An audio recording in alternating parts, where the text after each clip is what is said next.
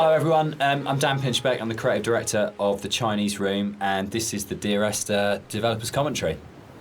Hi, I'm Rob Briscoe, I'm the artist on Dear Esther.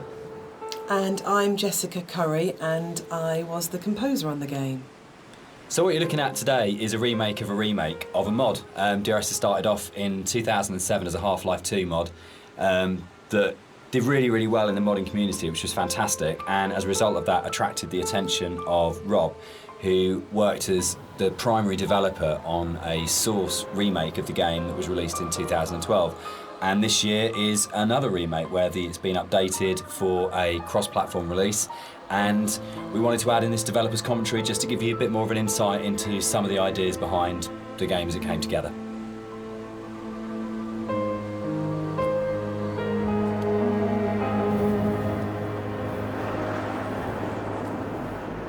So you'll see around you in a lot of the environments, there's a lot of detail ingrained into everything.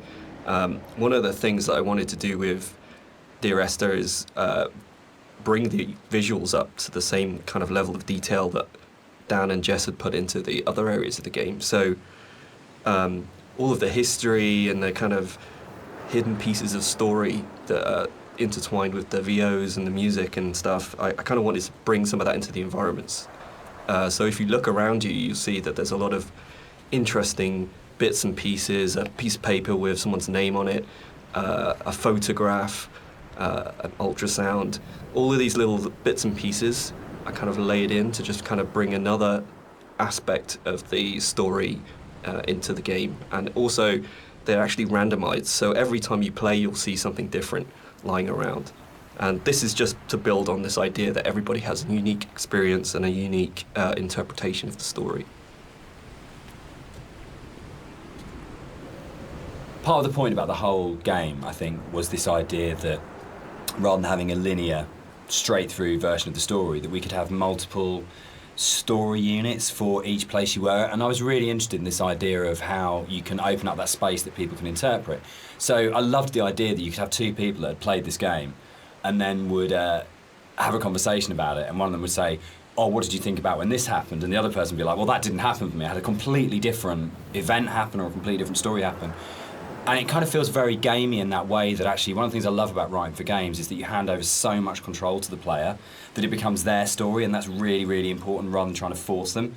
So using randomised blocks of voiceover in the game and the kind of randomised prop details that Rob was talking about means that it gives it a really different feeling every time you go through. And that's kind of interesting for me, because I like the idea of going, well, not everyone has to have the same experience, and because it's interactive, you have the capacity to have very different experiences occupying the same space.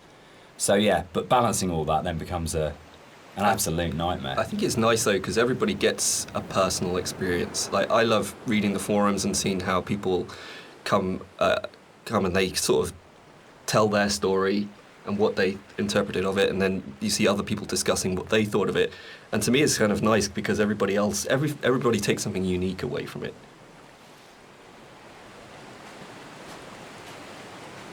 When I wrote the music for the mod of Dear Esther, there was absolutely no budget whatsoever for live players, so all the music was sampled.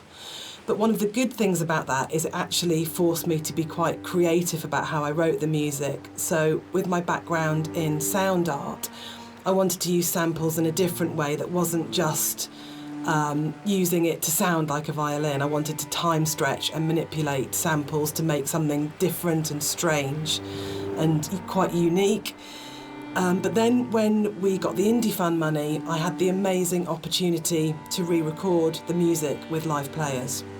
And that was so exciting for me, actually, because that's where it comes to life. And I thought long and hard about whether to write new music, going from the mod to the commercial version, but actually I decided that my initial and original emotional response to the game was probably going to be the strongest response and reaction that I had. So I just literally, the music that I'd written for samples, I then wrote out for live instruments. But what they bring to it is transformative, actually.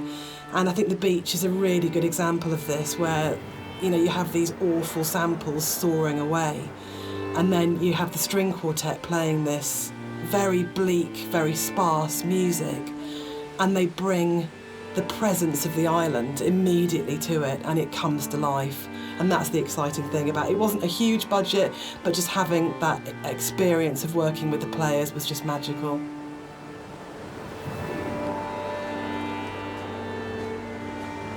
Everything about Esther for me is a dream. The landscape is not an island, it's the dream of an island. The music is like music that you wake up because you've heard in your sleep, but you're not conscious of hearing it. And the language in the story was supposed to be like that as well. It didn't matter the sense it made, it was more about the kind of the shapes it created, if that makes sense. So that the words would kind of were like being in water, like listening to something underwater. It'd be this very dreamlike, symbolic, poetic thing. And it always had frustrated me in games with game writing. This has really changed quite a lot. There was never any space for poetic language. It was very exposition-y, very descriptive, very direct. And you'd have like art and audio would have these amazing creative spaces they could explore. But when it came down to actually writing, you just had to basically go into the room, describe the character, tell the player what to do. And it just seemed like the most boring thing you could do with words in a game. And why couldn't a writer have the same artistic freedom as a visual artist or an audio designer or a musician in terms of being able to say, isn't this just about creating this kind of emotional tone, this emotional space? And it's really, I still love that about the game, and it's one of the things I love so much about Nigel's voiceover is it has this really odd, disconnected, kind of dreamlike quality to it, where you might finish the game and not actually understand anything that happened, but you'd have been carried along in the flow of it. And without any kind of sarcasm at all, I get into trouble saying things like this, the same design principle applies as this to Halo. It's 30 seconds of fun, or 30 seconds of depressing engagement, I guess, in our case. But it is about that loop of being in the moment in the game constantly, and that's actually the critical thing that matters. This symbol on the beach, which is the golden ratio, it's one of the only things that's really left explicitly from the mod. In the original mod, there was an awful lot of more kind of symbols and kind of a much more kind of mystical, sort of magical element to the island. There was a lot of very weird stuff in there. And a lot of them came out of the commercial version because they felt like they were a little bit explicit. And instead, there's a lot more hidden kind of codes and symbols in there. There's still some stuff which you can only actually see or experience if you are not playing the game, if you're looking at it from editor. We had in the original mods things like trees planted to mirror the shape of the M5, or there's a whole bunch of things that are there to represent star clusters and all kinds of things like that. And we'll probably talk a bit more about kind of like hidden details and the secrets in the game as we go through. But that was really interesting for us in terms of the design of it, of going, you've got your kind of your conscious, explicit play experience, but games are always constantly manipulating your mood and your feelings and the decisions you're making.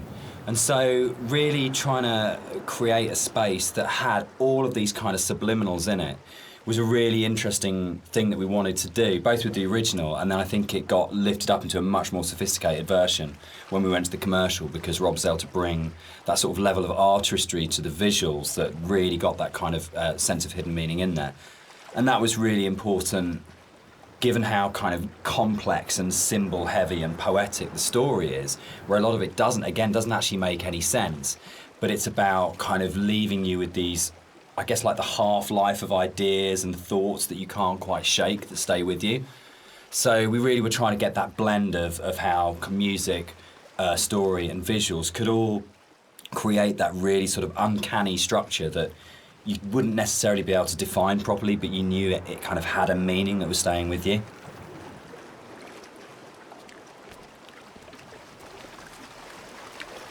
So something I wanted to do as an artist was create some kind of reward for the player when they explore the island. There are some areas of the game where it's a little bit more quieter, there's no music or there's no voiceovers. So I kind of wanted to create a bit of an incentive for people to explore. And you'll find around the island that these kind of like random scattered items that are usually slightly out of place from the environment themselves, but in in another aspect, they actually bring a little bit of story to the island itself, usually to the island or to the actual protagonists or the characters that surround it. So you'll find that around the island these little props and stuff. Just keep your eye out for it if you're exploring.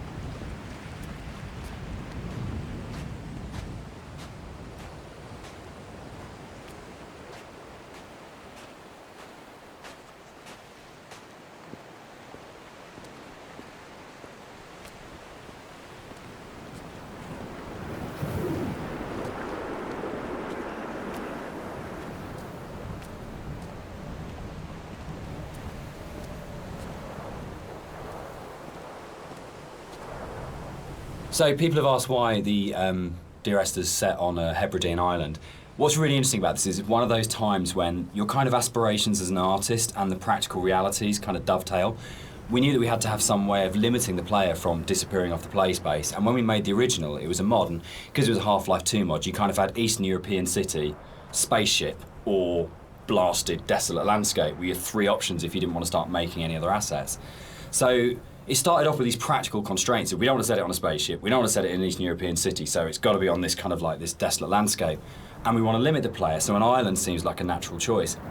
And it's really interesting how you start from that, and we had this big lump of clay on a table that we were carving out paths and things to annoying the cleaners and things like that. And Jess and I were talking, and Jess started making sort of snippets of music to kind of go in there. And then all of a sudden we just went, oh, that's the story. Oh, that's what happened here. But it really started, I think, from the place. And when we started looking at photographs of Boré, we started going and reading some of the history behind it. Suddenly that was it. And it just was really, really naturally became, this is the place, this is what happened here, this is how it feels. And then everything else kind of coalesced around that. Yeah, I think as an artist it made my job a lot easier because those islands are so kind of like, the environment is kind of hostile. You're out there in the Hebrides. You've got this kind of like inclement weather. You've got cold, rain, snow. It's a very kind of it can be a very depressing place to be at times, but it's also at the same time very beautiful, and it's this kind of like stark, bare landscape, but that has this beautiful surroundings. So it's, in terms of art, I think it really helped me to portray a lot of the themes in Dear Esther. And there was a natural fit with the music as well. It suggested a musical style, which was really key, I think.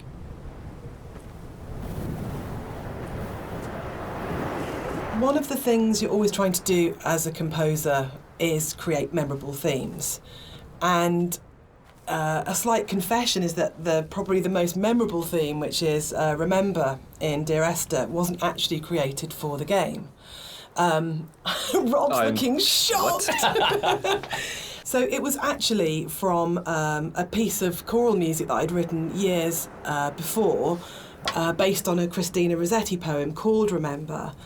And one of the things I was talking about earlier was how I didn't have any budget. So I had this piece of choral music, and I thought, hang on, this is absolutely perfect for Esther, but I don't want to use all of it. So the only bit that you actually get in the game is the first line of the choral piece of music. But that actually went on to form the main theme of the music that I wrote. And I think for me it's really interesting about how things that you've written earlier, years before, sometimes come in really, really useful and fit. So I always tell people and students not to despair if something doesn't get used or doesn't work at the time, because actually there'll come a place or in a time where you think, hang on a minute, I've got something that fits. So in terms of that memorable theme, the Remember theme gets used in multitude of different ways during the game. And one of the things it does is helps you to identify the kind of psychic place that you're in the game. So the theme is played in lots of different ways, and actually you'll notice that as you go through the game, it becomes more and more broken and more manipulated and broken down as the player goes through the journey and as you're psychologically struggling to get to the end point in the game. So music's really, really useful for highlighting the psychological mood, and we talk a lot about psychogeography, which always sounds a bit pretentious, but actually I think it's really important to what the three of us did in the game. Yeah, absolutely. Dan, maybe you want to sort talk of like a bit the about core that. kind of idea about psychogeography. If you're not in the place you're in, is not the place you're in, or you create the place you're in. It's not just as you're here and then the landscape's out there, but you don't navigate like a city by street signs and by those kind of formal things. You navigate it by the things which are significant to you in the way that you've lived in that space. And I think that was really kind of key to, I think it's really central to how the fusion of art and story and music come together in Dear Esther, because it's not a place where we're going, right, we have to lead the player up here because it's a natural formation, and then you would naturally have a piece of music here because you come around a corner. But the story, music and art all work around the idea of what's going on in the narrator's head at this point. How do we represent his emotional state relative to this landscape? And again, it's that idea of the game is, it's a dream of a place. It's like the idea of it being a fever dream or a coma dream, which obviously ties in a lot with the kind of story, and we'll come back to in a lot more detail when we get to the caves a bit later on.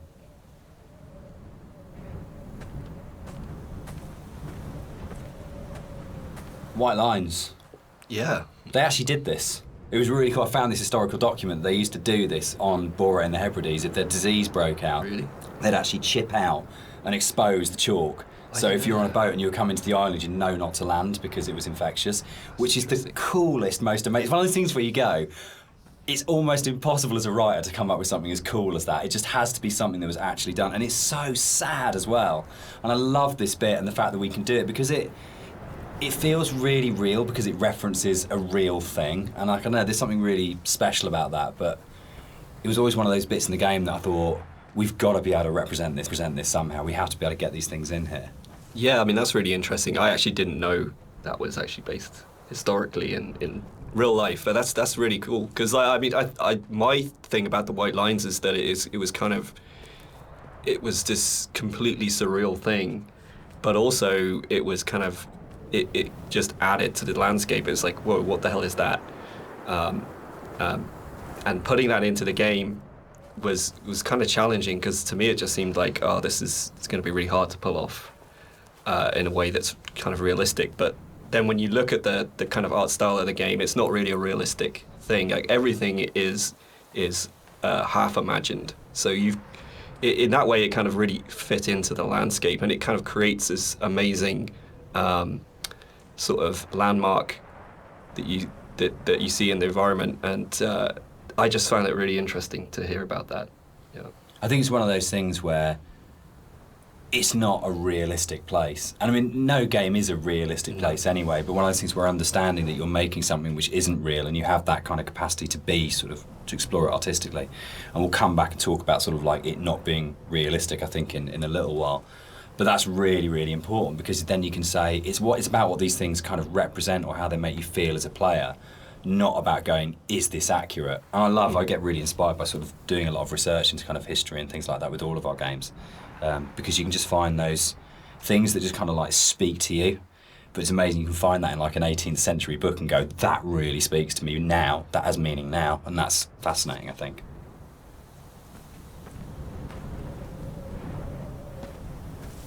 Something that I wanted to bring through in the art of the game was the same kind of fidelity that you find in both Jessica's music and Dan's writing.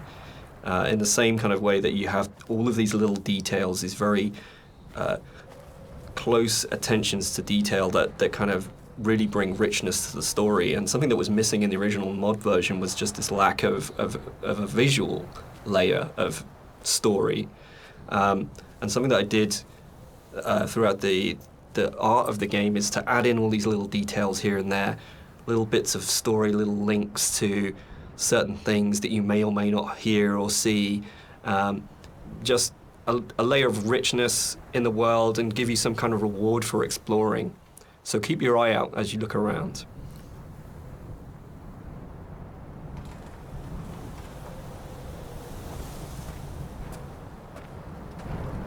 There's a scene in Donnie Darko where Drew Barrymore's playing his English teacher, and she talks about cellador as being the most beautiful word in the English language, and about it's the sound of the words together. And Dear Esther actually comes from the introduction to From a Faith No More song, the Crab song on the first album, Introduce Yourself. And there's a point where, I think it's Chuck at that point as the vocalist before Mike Patton, just says, Dear Esther. And it really lodged with me because the sound Dear Esther just has a really amazing sound to it. And I think when we started making it, and the idea of it being this series of letters to someone came through, it just came straight back out of going, that's just a really beautiful sounding combination of words. And I think that really sums up the whole approach to the writing in Dear Esther of what's the most beautiful combination of words and images we can put together, and to do it that way rather than writing a traditional plot as such. So yeah, Dear Esther, Faith No More and Doom, that's where it comes from.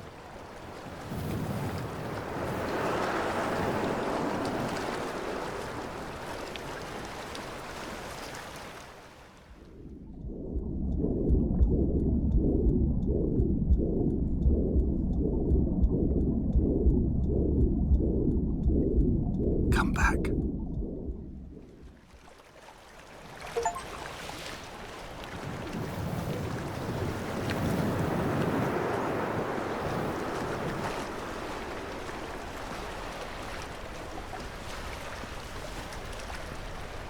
I think the central question to the entire experience, for most people that have played it or are talking about it, is this idea of, is the island real?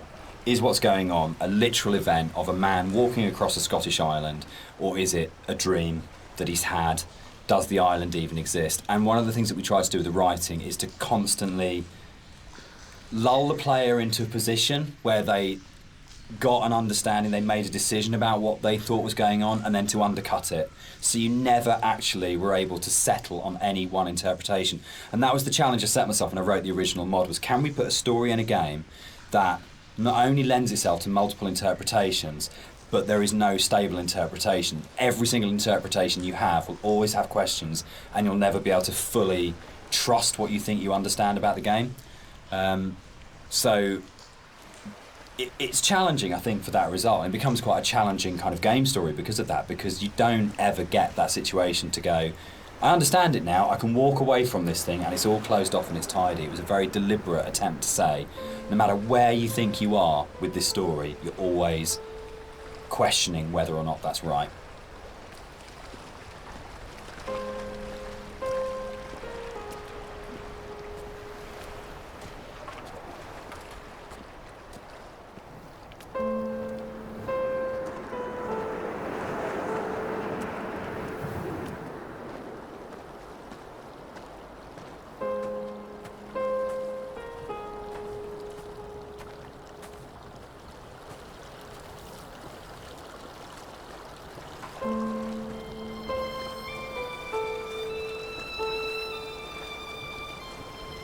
One of the things that's been most commented on with the audio and the music in Dear Esther is how sparse it is.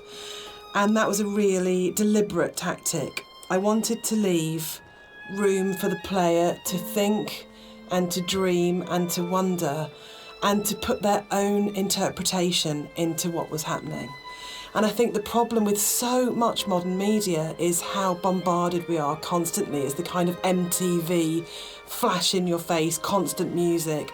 And Dan and I watch a lot of drama together, and there really is constant Endless, music. which is constantly telling you what you should feel, like really clearly, and it's like being kind of beaten up by the music sometimes. And when you read a lot of reviews of Dear Esther, a lot of people say they had this time to think and to interpret, and that was one of their favourite things, that they placed themselves so directly into the game, and it's their experience. And I think that's actually the greatest success of the game on all points, from the story to Rob's art to the music, is we all left space for the player to dream.